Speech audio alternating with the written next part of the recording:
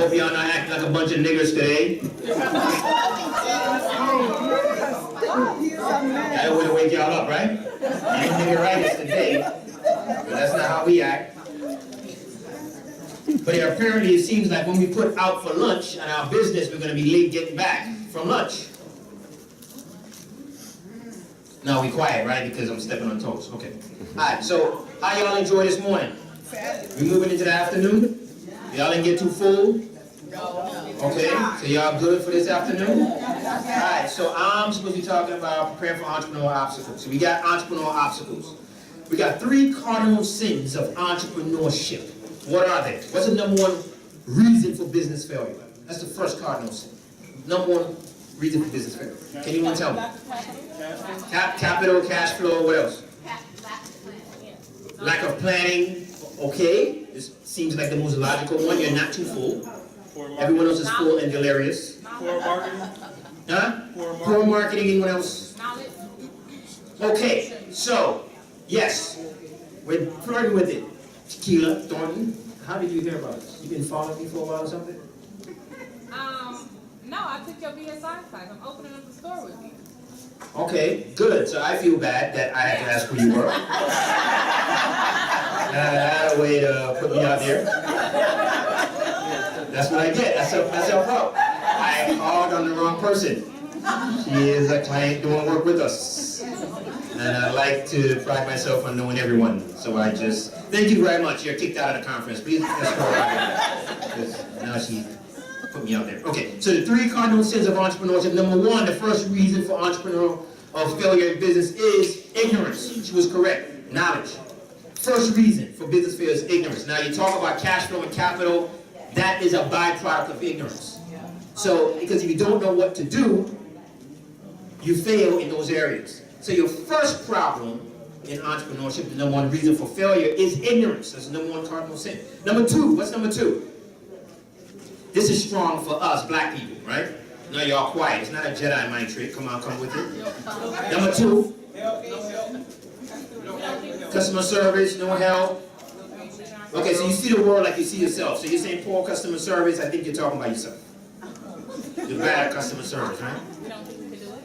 Yeah, I bet. Okay. Number 2, pride. We suffer in silence. We don't know what to do. We're afraid to ask for help.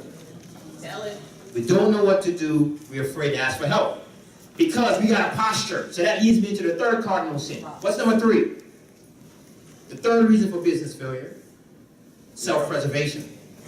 So what happened is, once we're going down, what we say is, the ship hit the iceberg.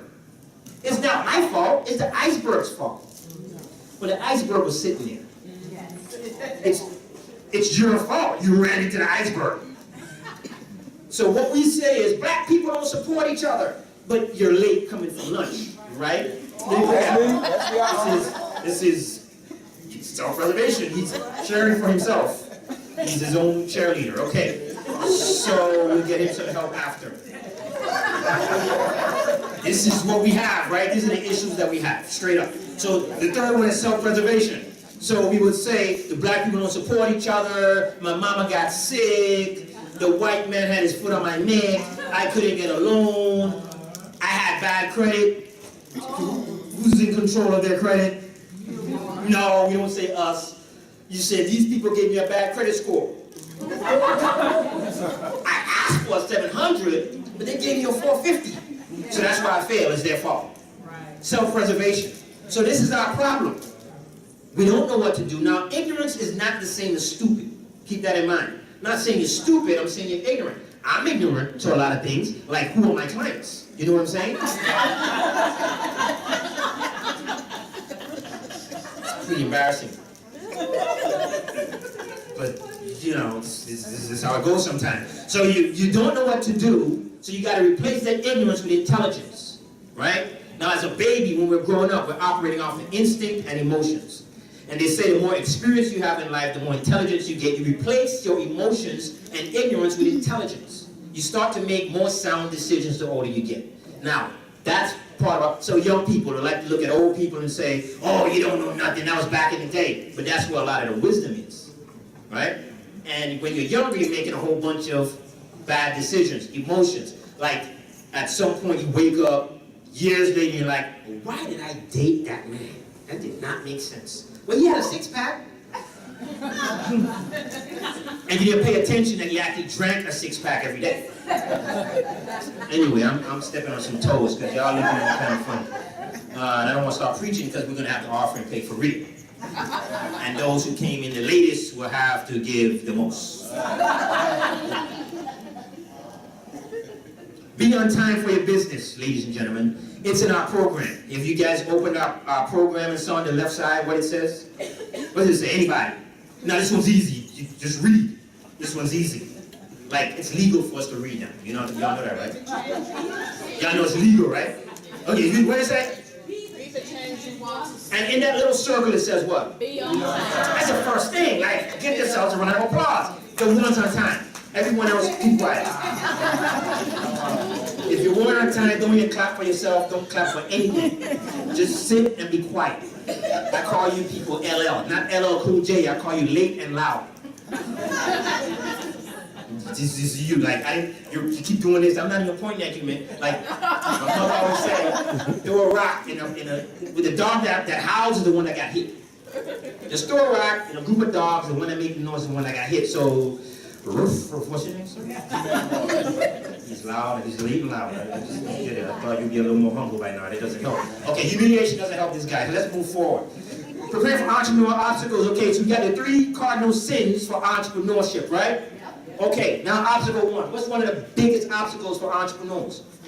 Black entrepreneurs. I told you we're going to speak about that at the end. Black entrepreneurship versus entrepreneurship. It's a different study. 2 different fields of study. Y'all understand that, right? You know that, right? Okay, this is 2 different fields of study. Talk about that at the end. So the first thing is workers. I talk about the black sophisticates a lot. Those of you that, you know, you go out, you go to TJ Maxx and Men's Warehouse, and you look all nice and all pretty, you got your degrees on the wall, and you're sophisticated, you're articulate, and then you go work for the man. You don't take your skills and bring it to a black business. You actually criticize the black businesses, and you actually don't start a business being black. So you know what happens? The people that wind up starting businesses that are black are the ones that are not sophisticated. They're the ones that are corporate rejects, the ones without the degrees, without high school, made a whole bunch of bad decisions because we treat entrepreneurship as the last resort. This is black entrepreneurship. We treat it as the last resort. So those of us who have the skills and the wherewithal and the mental capacity to do it, we don't do it. Instead, we sell our skills to the highest bidder. Well, who's the highest bidder? Corporate America or the government, and we look down on the black business owner, the local business owner. So you sophisticates, black sophisticates, are our #1 problem. We can't recruit you because you want your 401k, Yes. right? Your big 401k, and you want Aetna, like Obamacare is not good enough for you. I'd be like, listen, you can get Obamacare and work here. Nah, I want Cigna. I want like a HMO, so we can't recruit you. So you become a problem. Black sophisticates, workers, #1 problem. So the solution is go work for a black business. That's one obstacle. Number 2, next obstacle, banking. Okay, why is that a problem? Because we're not banking black. Who's most likely to understand your vision and your business and your community? Black people. And that's no different than who is most likely to hire you for a job. If you're sitting across from a black person, they connect with you better. They understand that that's just a hairstyle and it's not like you're swinging on trees in a jungle, right? We understand that that's just dress, a fashionable hairstyle. We overlook it and we're able to hire you. As a matter of fact, when you have a black business, you don't have to abide by the standards of America that says a convicted felon is a problem, don't hire him. You know what they do? They get black people to become convicted felons at a very young age. 18, 19, they're emotional. Go back to the emotions, right? So they weed them in and say, hey, if you don't plea out, you're going to serve a lot of time. So our young brothers and sisters plea out. Felony conviction. So what happens? They're resorted to low income for the rest of their lives. Because they can't go to college, they can't get the whole FAFSA thing that you black sophisticates got, right? And then they can't get the jobs that corporate America says they're not qualified for just because they got a DUI at 18. Or they shoplifted at 19 or did something stupid. So what happens, the black business, we can break those rules. They can't tell us we can't hire that person. They're reformed, they're restored, and we connect with the ills of the black community, right? Because many of us come from poor circumstances, and we know we had to go like shoplift to like feed the family. Like other groups, they don't understand that. So I can look at someone and say, you know what, I connect with that story. You're not bad, you just made a bad decision, you're hired. Well, if we don't control the payroll, how can we say we're hired? If I was 18 at the time that I stole that money from Miss Candy, I'll pay them $55. Y'all know that? Like, I had like $16.83 worth of pennies in my mouth. If you one time, you know that story. Like, you late people that's watching me crazy, you're like, what is he talking about? LL, you're just late, just fall back. You don't know the story. You gotta bank black, okay? You put your money somewhere that you're most likely to get a return. So you bank black. Now, I'm not telling you to, okay, so I had an argument with someone that said, well, the black banks aren't marketing and competing with the corporate bank. How can they? Right. So now we're being unreasonable asking them to compete for our money. We can't say that.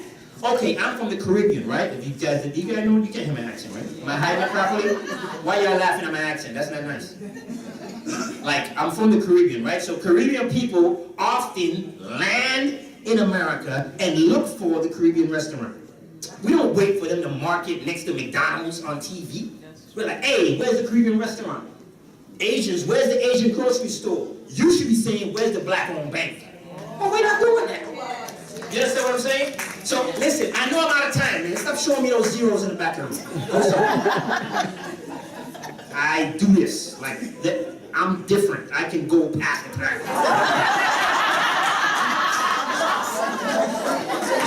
All those zeros, like, I think on the L they're trying to call me a zero, like I'm nothing. That's what you'll see on the next payday, zero. Anyway, I control the payroll. Anyway, let me get back on track. What was I saying? There we are. There we go. Now we got a 10. Now we got a 10. Refresh my time. Professor Devin up here. What are you talking about? All right, anyway, what was I saying? Black man, I appreciate you very much. LL, keep it cool. You're saying too much. I'm someone who was on time. Anyway, so what was I saying? Black banks, right? You don't have to put all your money in the black bank. Put some. Unless you're touching all the money every 2 weeks and every other week. Like now, that's a different problem. You got a psychological problem. You're really living check to check and above your means. But you got a savings, you got 100 or 500. Put it in a black bank that's 2 states away. It doesn't matter. You're not touching it. But it'll help fund the other black entrepreneurs, maybe in that local community. And we gotta build and build and build, instead of you saying, well, Wells Fargo got 25,000 ATMs, but you can't get no money out of it for your business. Moving right along. It's my last point. All right, so the next one is consumers. Third obstacle for black businesses is consumers. We're not shopping black, right? Okay, so I don't, like I said earlier, it's not that I lead with saying, just shop black. We're not going after black owned, we're going after the best owned. That's the reason why this conference exists. We shouldn't just be black owned, we should be the best owned. We should aim to be the best owned. We shouldn't just walk around saying, well, I'm black, so just support me anyway. Like, okay, so I'm gonna tell the truth. I voted for Obama because he was black. But he was qualified. He had the intelligence at the same time, right? Because I didn't have the option to vote for Herman Cain. Because he was black. Oh, y'all voted for Herman Cain. Moving along again. Okay, after that, I'm figuring out who's in the room. What I'm saying is, we should also walk with a component of competence and a capacity if we're going to ask people to support us just because of our skin color. Because I'll tell you, all your skin folk ain't your kinfolk. That's right. Y'all get that later. Y'all get that later. Okay, so you gotta shop black, right? And you gotta not let people make you feel bad for shopping black when they're best owned. Because I'm gonna tell you something. Let me tell you something, it's a pet peeve of mine. I'm out and I'm with different people and I'm talking about, I can't even say that's a white person. They'll look at me, shh. Y'all do? Quiet. Why can't I say white? Ain't they white? We can't say black, we can't say white. Really? Okay, but then you look at CNN and they're talking about the black vote and the black church. You know why? Because that's acceptable. Like I told you this morning, we're leading the charge on doing what they told us we're allowed to do back when we first got here in the 16 and 1700s, which was go to church and entertain us. So we can say black athlete, black church with no type of repercussion, but the minute we say black business, we're divisive. So then what happens is you're following that rhetoric. You're following along the lines of, oh, I better not say black anything because they're going to think I'm racist. So what happens to us is we want to prove so much that we're not racist. And we're taking the cues from the church, and they tell us, forgive them and demonstrate how it should be done. So we're going to take licks, we're going to get shot down, we're going to be broke, and we're going to be poor because we're more interested in proving that we're not racist than we are being powerful. That's right. So we have a vested interest in proving that we're not racist. I'm not racist. Look, I'm petting that white baby in the airport. Oh, this is you. And come on, some of y'all got to do that instinctually. You see the white baby, you smile real quick like, oh, yes. The black baby like, man, can you shut that baby up? We do that, man. Tell the truth, shit the devil. Like it's like Easter just passed. Like tell the truth, shit the devil. This is what we do culturally. So we hand over our power to prove that we're not racist, so we can be powerless. So every month, the way we spend, we renew our enslavement. We renew it every month. We renew the lease on being slaves. We renew the lease on being economically inferior by the way we spend. That doesn't make sense.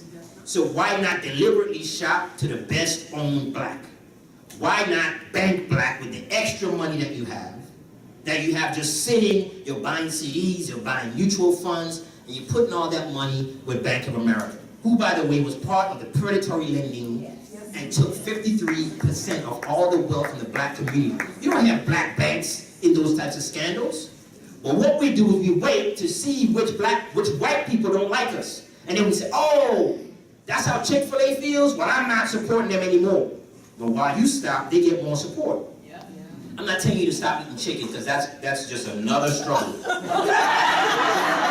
That's an entire different movement that black people would not get on. Like stop eating chicken and watermelon and grape Kool-Aid. Like that's not going to work. So let's just start with business. We'll get the chicken later. Right? So we basically say, listen, we're not going to support you because you beat up a black woman accused of shoplifting in your beauty supply store. So let's go protest them. I saw the Nation of Islam go up in there and ask for an apology. We don't want an apology, we want market share. What do for apology for? We need our own businesses, we need market share. Okay, so that they're trying to clap me out here. That's what they're trying to do. So, this is three obstacles: workers, banking, and shopping black. Okay, a community that's going to be sustainable in America or anywhere in the world. They got to have three things: they're employing, they're lending, and they're selling. That's a sustainable economy or community. You got to be employing people, lending to people, or investing in businesses and selling products. Instead, we're doing the opposite. We're seeking jobs, we're borrowing, and we're buying. We will never become self-sustainable until we flip that ideology. I want you to soak in on that for a minute. Until we flip the ideology. I was supposed to have 5 minutes. I think I took 15. We're going to adjust the time later. But I want to close with, listen, you're on a job, you're getting a paycheck. Let your master fund your freedom. I'll tell you right now, at the end of the day, you can't make friends and funds at the same time. Your friends are not going to get you wealthy. We got to learn how to do business with strangers. Good quality business. Because if you think you're going to start this side business and the people in your church are going to ascend you into wealth, you got enough thing coming. If you're not doing good enough business that you can attract people that you don't know that feels that your product or service is quality, you're not going to make it. Let your master fund your freedom. Focus on making funds, not friends. We'll work on friendship later and work on stop eating chicken later. Thank you.